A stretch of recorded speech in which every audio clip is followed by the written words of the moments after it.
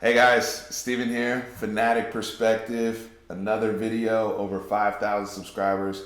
Continue to thank you guys and really appreciative of all the support that we've gotten from the channel. But great win tonight, Tran. Yeah, 48, exactly we were dominant. 48-13 victory over Rice Owls. I'm sorry, I didn't mean to cut you off there. You good. But great win for us tonight. Yeah, absolutely. Yeah, it started with our offense. I mean, from the first possession, you just saw that they were locked in, and you saw that the Rice defense was completely overmatched for our offense, and we didn't even have Colin there as well. Right. From a size perspective, from a just overall personnel, right? And we talked about it in our preview video. There's a lot of things we touched on in the preview video that we saw kind of play out today. One of those things being the talent gap, right? Just right off the bat, Rice gets us in some pretty, challenging situations on some third and longs, and we're able to convert to a Malcolm Epps. We're able to convert to a Devin Duvernay. Any of the blitzes you see thrown at us, we were able to execute against it. The way I want to kind of handle this analysis today, because I think there were some interesting things we saw tonight, even though, it did turn out to be a tune-up game to your, what you were talking about the other day. I said hopefully a tune-up game. And it was. It came to fruition. And it was. And Rice isn't very good. I mean, a Rice fan will tell you that right now. But the way I want to kind of handle this breakdown is good, bad, ugly. We haven't done this a while on this channel, but in relationship to how some things played out, that's kind of how I want to take this, if you don't mind. And there's some things in good that I loved, and there's some things that are in bad and ugly that are really, really upsetting. Yes. First thing you mentioned that I have as a good overall execution and focus. Yep. They were dialed in, and any concern about any type of letdown or any type of disappointment or carryover from the LSU game didn't impact this team. Mm-hmm. And we talk about all the time about the captains and the leadership. How did you see that play out in your opinion tonight? I saw it just. To me, it looked like it was just a business trip for them. I mean, you didn't really see them jumping around until the end of the game when that kickoff return. The kickoff return.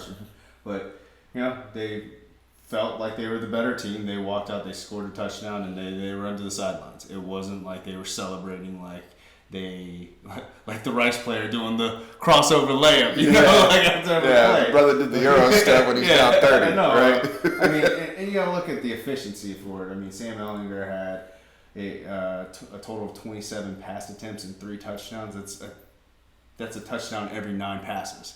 And then not only that, our rushing offense was on point. I mean, Keontae had a great turnaround game, bounce back game. That's another good. Yeah. The rebound of Keontae Ingram. And guys, one of the things we challenge a lot of the young men in our football program and just across college football is how do you respond to adversity?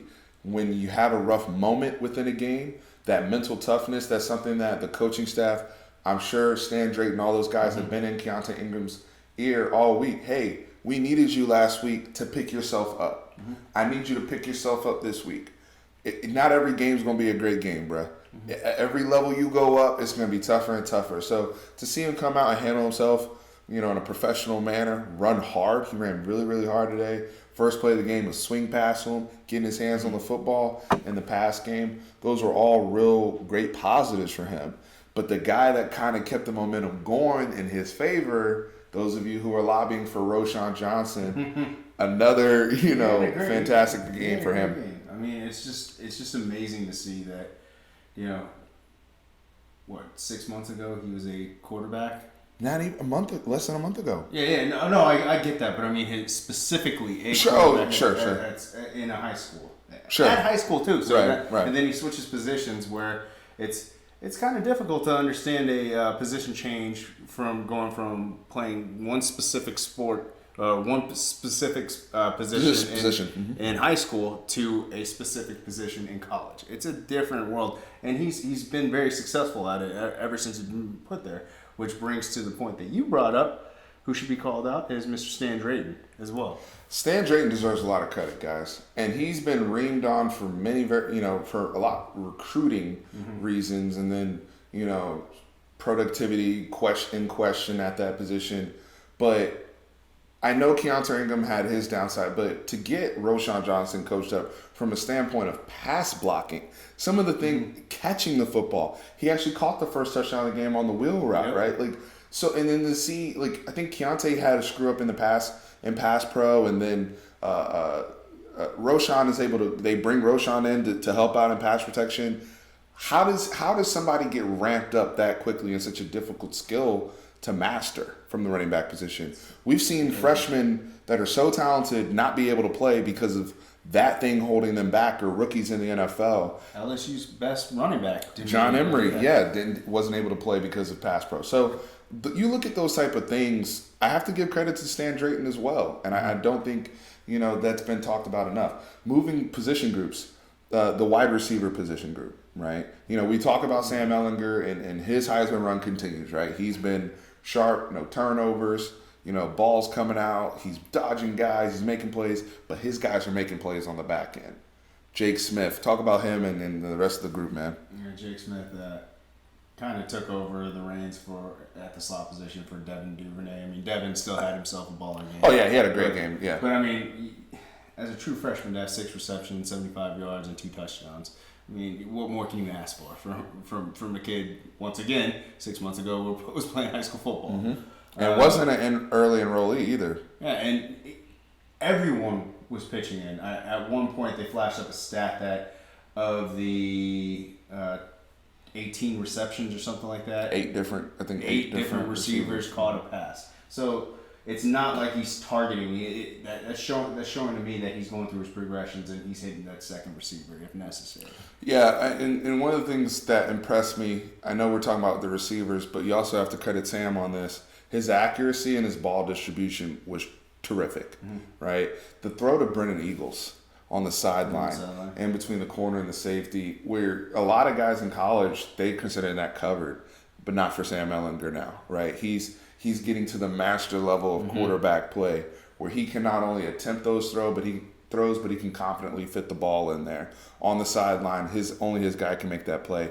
And then you have guys like a Brennan Eagles who are athletic enough to come down with balls like that. You have guys that are quick enough, like a Devin Duvernay, to get open on in sudden situations where they have to fit a ball in a window, and he has got strong hands. There was a ball that, I don't know if anybody paid attention to it, but Sam throws a rocket, shallow cross, maybe 6-7 yards away, and Devin Duvernay just snagged it. Just strong hands, man, and it's just impressive to watch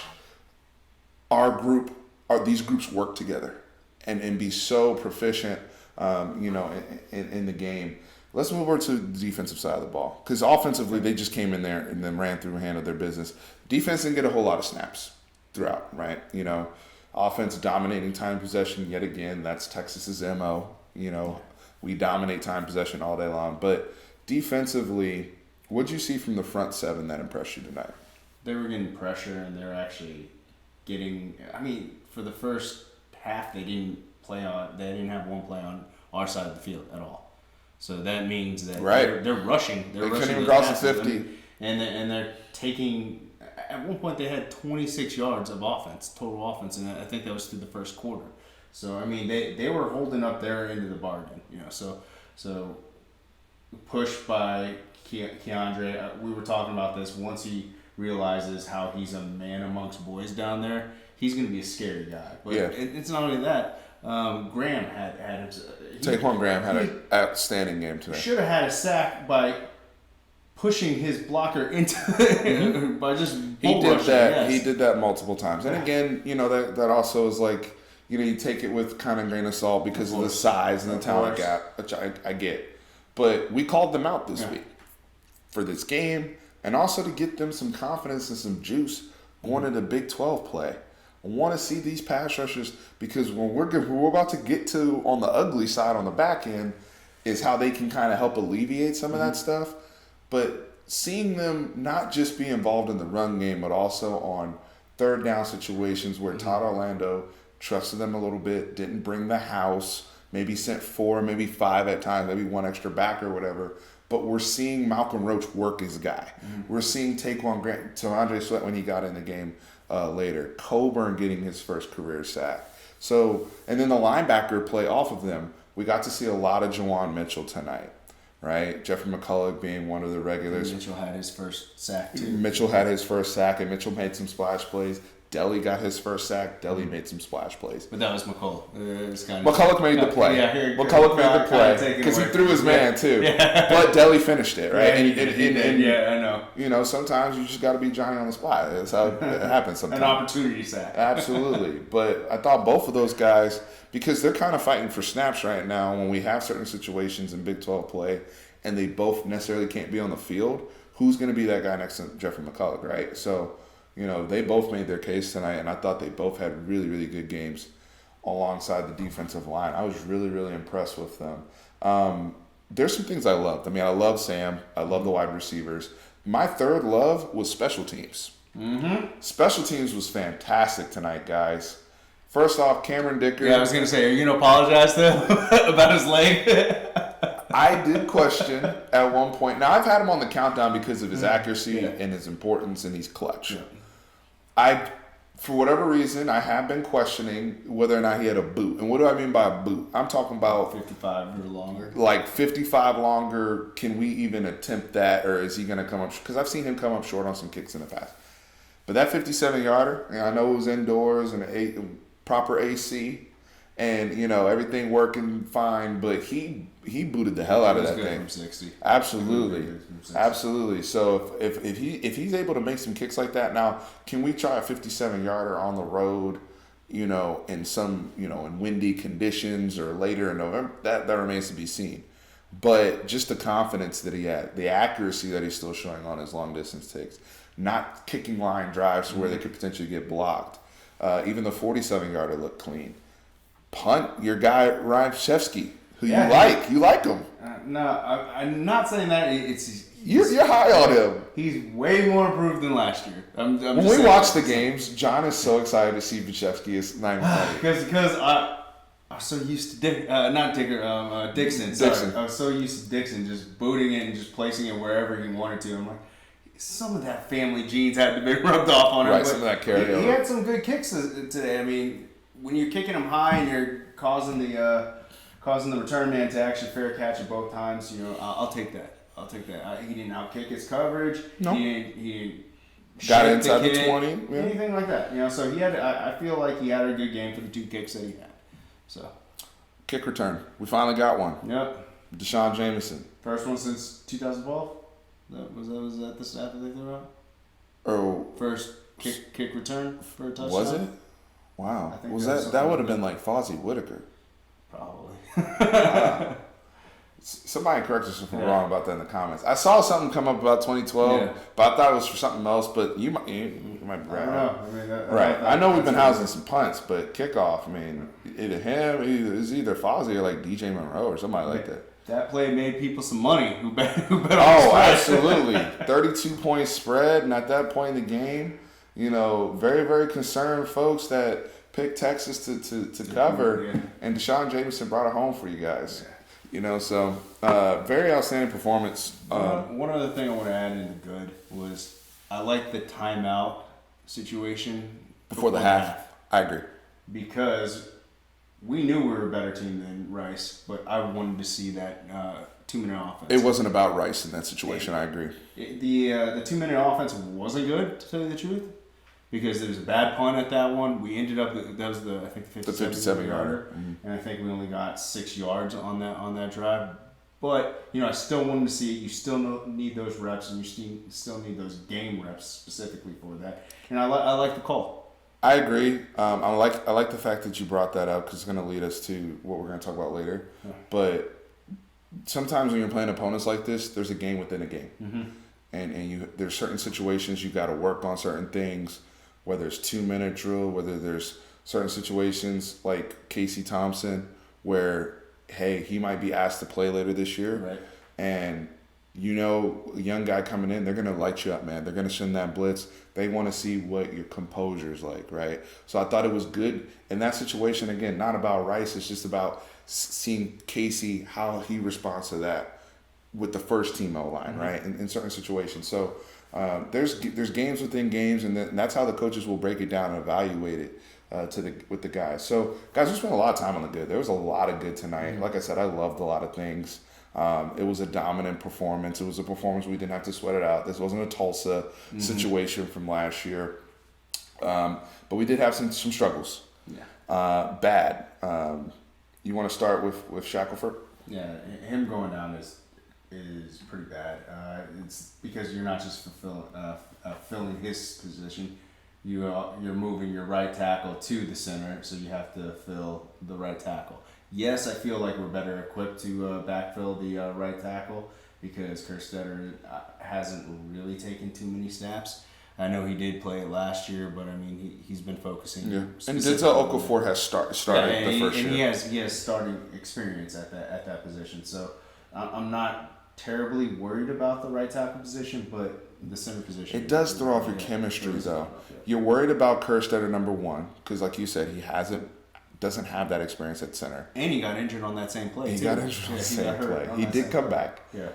But then you're also looking at Denzel Okafor. There's a reason why Derek Kerstetter is playing over him at right tackle. Mm-hmm. So now there's a drop off there too. Yep. It may be slight, but there is a drop off there. There is some. You did see some pressures and stuff getting through in this game. And the other thing is Zach Shackelford is a great player to me. Mm-hmm. And we lost a great player today. And you know, preseason re-injured the foot. It looked like the right foot that he was out with for almost a month in camp. So it's just tough. Mm-hmm. How do we rebound from that? The injury bug, Colin Johnson not playing today, Jordan Whittington. We can go on to the injuries. We do it every week. But it's a concern, continues to be a concern. And it sucks. It sucks for him. It sucks for us as fans. It's his senior year. I wanted him to be able to prove, and he got rolled up on. It's a tough injury. Yeah.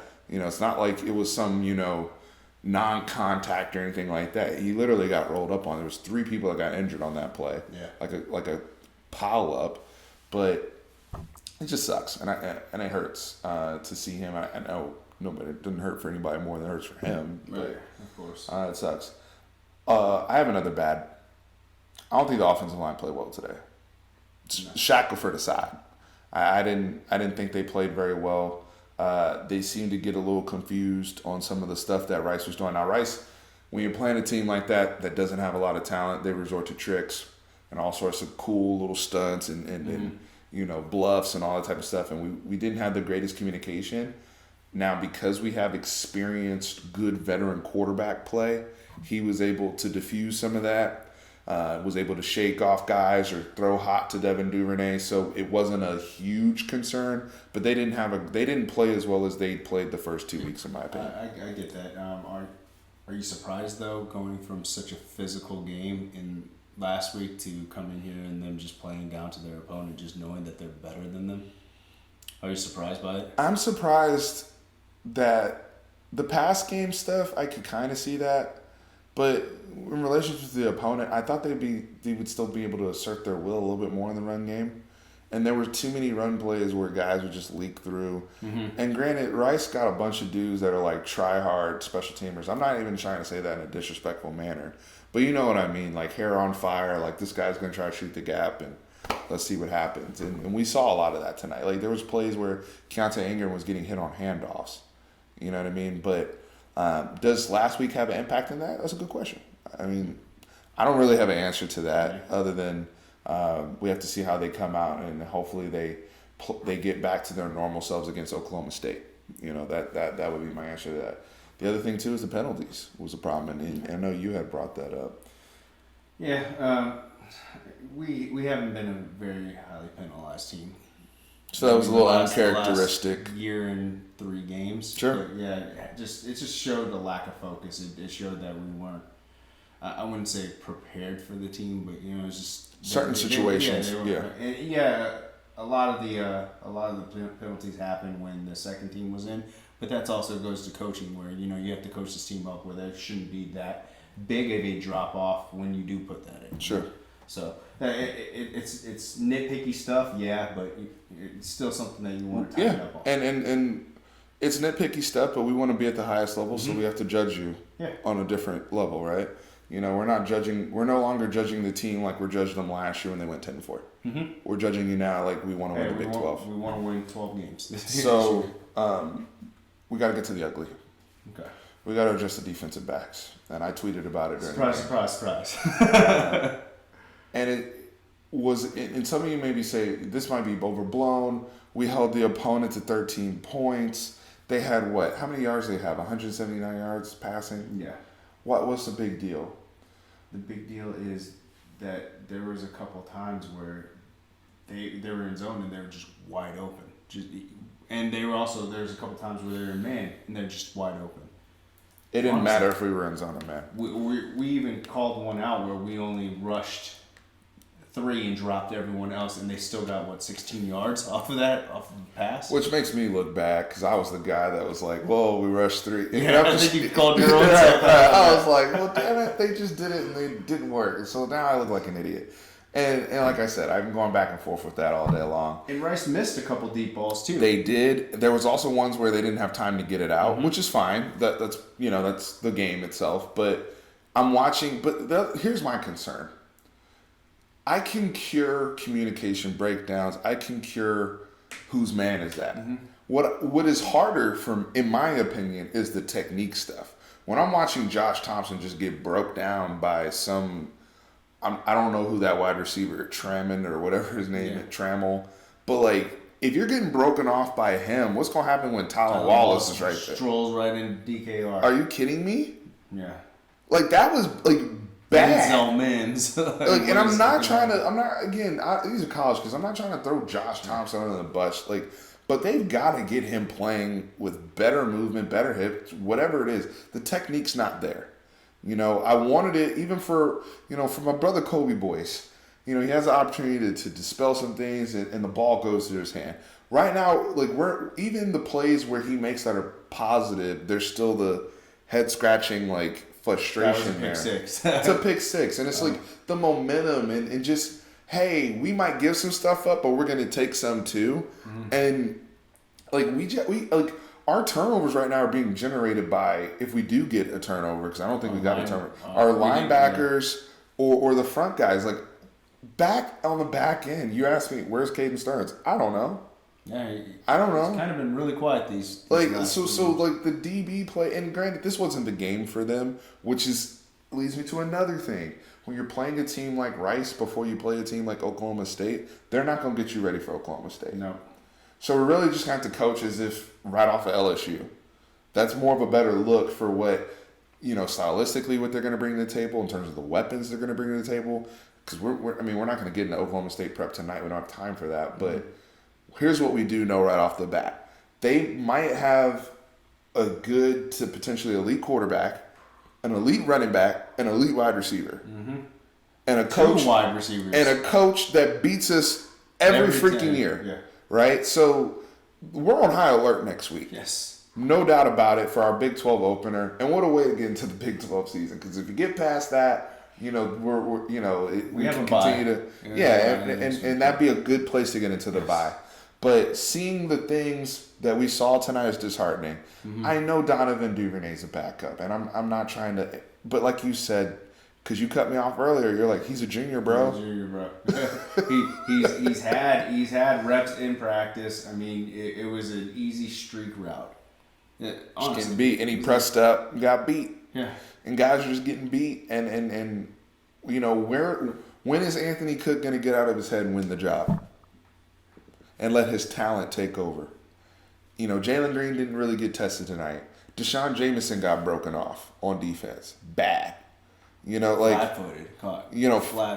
Completely flat-footed, and he's 15 yards. It's just like, dude, we, and I say dude, I'm talking about the defense as a whole. Todd Orlando, everybody, they've got to collectively put their heads together and figure this out, because it's not just about helping people anymore. Mm-hmm. They don't even look good turning and running. You see what I'm saying? Because they can run. Deshaun Jameson, he's the same dude that was housing a 97-yard kickoff, but he's 30 yards behind his man. That's a technique issue. Yeah. And you're in man coverage. You can run. Mm-hmm. You know what I mean? So they got to get these guys more fluid and twitched up and learn how to run downfield. That was ugly tonight, guys. No doubt about it. And I think that's something that a lot of people, that's going to be something, if Oklahoma State's watching that tape tonight, because the other thing is when we play zone, we don't match up in our zone. Yeah. This is like, Coach, I'm playing cover 3, and I'm in, but you're guarding grass. At some point, somebody gonna run in there. You got to match up. You know what I mean? And we don't jump routes, but we give up everything underneath. It's just like, it's frustrating. No, it's very frustrating, especially the league that we're in. Like, if this, no disrespect, but if this Rice team is able to start picking and choosing who they want to pass it to, what are the elite passing teams in the Big 12 going to do? Absolutely. Yeah, I mean, if you're Mike Gundy, Lincoln Riley, you name it in this conference, you're looking at the Texas tape right now, and you're like, why can't we throw for 500 yards against that back end? I mean, Todd Orlando only has so many blitzes. Yeah. He only has so many heaters that he can throw at us. So we're going to have to figure something out and get these guys coached up. I don't know if they have enough time, but hopefully we can find somebody to play. I think Jalen's going to be okay, but we can find somebody playing opposite of him and then keep him healthy. But it's Cook getting out of his head, like you said, because I think he checks all the boxes for a good cornerback. He just has to get over himself. Well, we had to give him some grief about that, guys, overall, but team-wise, great performance tonight. Mm-hmm. Glad they came out focused, handled their business. Guys, make sure you're in the description box below. You're following us on all social media accounts. Trying to be interactive as possible. And, hit us up. Questions, comments, concerns, feedback. We're here for you. But we're celebrating the victory tonight. Yeah. It's another week, another 1-0. Like that tower. 2-1 on the season. Congrats to these guys. Houston boys getting some time tonight. Mm-hmm. I think it's a good win overall for the University of Texas as we head back to Austin and get ready for Oklahoma State and our Big 12 play. Yes, sir. We'll be back later this week for hopefully we might have a couple surprises for you guys. I'm not 100% sure. We'll see. But we'll get to our Oklahoma State prep. And let's get out of here, man. Good win. Horns always up.